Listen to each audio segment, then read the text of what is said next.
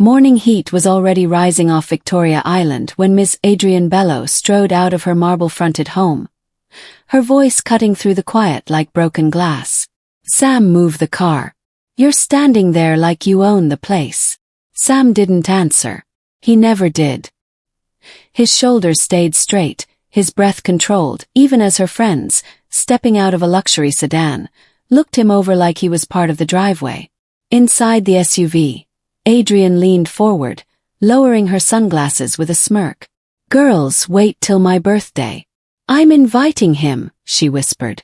Their laughter bounced off the leather seats. "Your driver. He'll panic the moment he sees real money." Sam heard it all. The mockery, the confidence, the assumption that he would crumble on command. His hand tightened on the steering wheel just once, then his eyes shifted to the mirror. Quiet, steady, unmistakably defiant.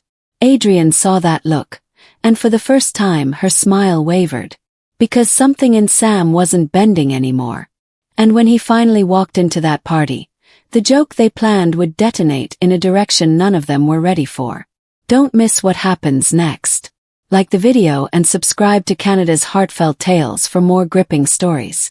The hall looked nothing like the world Sam Matthews came from, yet tonight he walked into it as if he had stepped through a door he'd kept closed for years. Chandelier lights spilled across the marble floors, catching on sequins, champagne glasses, and the polished shoes of people who believed they stood at the top of the city. Music pulsed low, not loud enough to drown conversation, but steady enough to set the stage for every judging glance, every forced smile, every whispered calculation of who mattered and who didn't. Near the center of the room, Miss Adrienne Bello stood proudly beneath a gold archway, greeting her guests with the same smile she used to sell her company's luxury designs. She touched wrists, accepted compliments, and let the admiration of her circle wash over her like a warm spotlight. But behind every graceful nod was an expectation, a moment she had been waiting for all night. The moment Sam would walk through those doors and allow her to humiliate him. Her friends hovered near her elbow, eyes glittering with anticipation. "When do you think he'll get here?" one whispered. "Do you think he knows he's supposed to come inside?" "Oh, he'll come," Adrienne smirked. "Men like him always show up early when they think they've been welcomed." But when the doors opened and Sam finally stepped in, the room did not react the way she imagined. For a split second, the conversation around the hall paused. Not because he was famous, not because he demanded attention, but because there was something unshakably grounded about the way he carried himself. The three-piece suit fit him cleanly, the dark fabric catching light with every step. His posture was controlled, confident yet calm, and his eyes, usually lowered behind the wheel of her SUV, held a steady clarity that didn't waver under the gaze of wealth.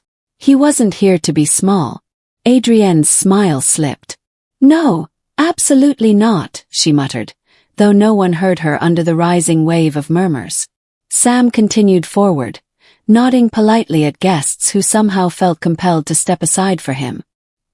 His movements were measured, never hesitant, and the quiet confidence he exuded felt out of place among people who constantly fought for attention. A woman near the stage whispered, "Is he one of the models for tonight's showcase?" "I don't know," her friend replied. "But look at him. He belongs up there." Adrienne's jaw clenched hard. Sam reached her group. "Good evening, Ms. Bello," he said, his voice steady. "Thank you for the invitation." The women around her froze, waiting for him to stumble, to act out of place, to reveal the punchline of Adrienne's cruel joke. But he didn't. He simply stood, composed and present, untouched by their expectations. Adrienne forced a laugh. "Well, you clean up well, Sam. Borrowed that suit." "No, ma'am," he said quietly. "Just something I haven't worn in a long time." Something in his tone made her blink. There was no apology in it, no shame, no shrinking. Just truth. And truth was the last thing Adrienne knew how to handle. Throughout the evening, Sam moved through the hall as if rediscovering a world he once left behind. Conversations sparked around him effortlessly. Not because he bragged, but because he listened. He asked questions. He understood people. and people gravitated toward the rare feeling of being genuinely seen. A group of guests gathered near him. "You should consider modeling," one man said. "Your presence is remarkable." Another guest laughed softly. "Presence. The man has gravity." Adrian overheard it all. With every passing minute, irritation twisted tighter in her chest. She tried to redirect attention back to herself. Louder laughter, exaggerated gestures, dramatic compliments tossed into the air. But even her closest friends drifted away, eyes following Sam. It wasn't supposed to go like this. She approached him again, interrupting a conversation. "Sam," she said through a strained smile, "you're standing in the wrong place. Come help the staff deliver the wine." A few guests exchanged confused looks. Sam met her eyes calmly. "I'm here as a guest, Ms. Bello." Her smile cracked. "Don't forget your place." There was no anger in his expression, but there was a firmness she had never seen from him. "My place is wherever I choose to stand." The women around them went silent. Adrian felt heat rise in her cheeks. Not from wine, not from lights, but from the sharp awareness that the man she once silenced without effort was no longer bending. "I invited you out of kindness," she snapped quietly. Sam shook his head. "You invited me for entertainment." Something in the room shifted. People weren't pretending not to hear anymore. They were listening. Before Adrian could speak again, a photographer approached Sam politely. "Excuse me, sir. May I take a portrait shot for the event album?" Adrian nearly choked. "Why him? He has a striking look," the photographer replied simply. Cameras flashed. Sam didn't pose. He just existed, and the lens loved him. Minutes later, a talent scout approached, introducing herself with a warm smile. "I'd like to talk to you, Sam. You have the kind of presence that doesn't come around often." Adrian felt something inside her collapse.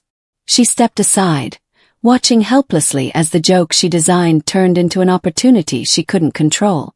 Her friends whispered behind her, confusion shading into shock. For years, Adrian stood at the center of every room she entered.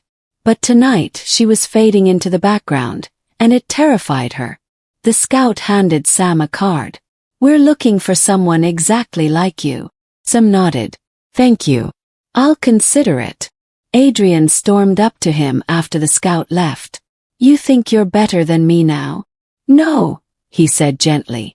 "But I'm not less." That single sentence pierced deeper than any insult. Later in the night, the event's slideshow began, showcasing photos from earlier. When Sam's portrait appeared on the screen, people applauded spontaneously. His composure, his quiet dignity, it struck something in them. Something Adrian could never create with money or status. And then the final blow arrived. A respected client approached Adrian, glancing between her and Sam. "I saw how you spoke to him earlier," she said plainly. "It was unpleasant, unprofessional." Adrian froze. "We value character," the client continued. "Your designs are good, but good isn't enough when reputation fails." "Are you implying?" "I'm canceling our contract," the client said. "Effective immediately." The hall erupted with chatter. Adrian's chest tightened as Sam simply watched her. No triumph in his eyes. Just truth. The truth of someone who had endured humiliation quietly, until he no longer needed to. When Sam left the event, several guests shook his hand, wishing him well. He didn't brag, didn't boast, didn't look back. But Adrian did. She stood alone under the collapsing glow of her own party, surrounded by everything she bought and nothing she earned. Her name had been the centerpiece at the start of the night. By the end it was Sam's. And the quiet driver she tried to break walked away with something she could never reclaim. Respect, opportunity, and the beginning of a life she never imagined he was capable of. As the doors closed behind him, a question hung in the air, sharp enough to carry the story forward. What happens when the world finally sees who he really is? And who she really was? When the last guest stepped out into the night and the lights inside the hall dimmed, Sam walked along the quiet sidewalk outside, feeling the cool air settle against his skin. It wasn't triumph he carried, it was clarity. Everything he had held back, every word he swallowed, every long day behind the wheel had led him here, not to shame someone else, but to finally stand in a place where he didn't have to explain his worth. Behind him, Adrian exited through the service door, shoulders heavy, her phone silent for the first time in years. She didn't call his name. She didn't try to undo what happened. She simply watched him from a distance, realizing too late that the world had stopped bending around her. For once, she faced the truth without an audience. The power she used to mock others had become the weight pulling her down. Sam kept walking. Not away from who he was, but toward who he had always been before life pushed him into the background. And as he passed the reflection of a storefront window, he paused just long enough to see himself clearly. Not the driver in a uniform, not the man people overlooked, but someone choosing his own direction with steady conviction. A single line from the Scout replayed in his mind. Your presence speaks for you. Tonight he finally believed it. If this story moved you, don't forget to like, share, and subscribe to Canada's Heartfelt Tales so more people can enjoy powerful stories just like this one.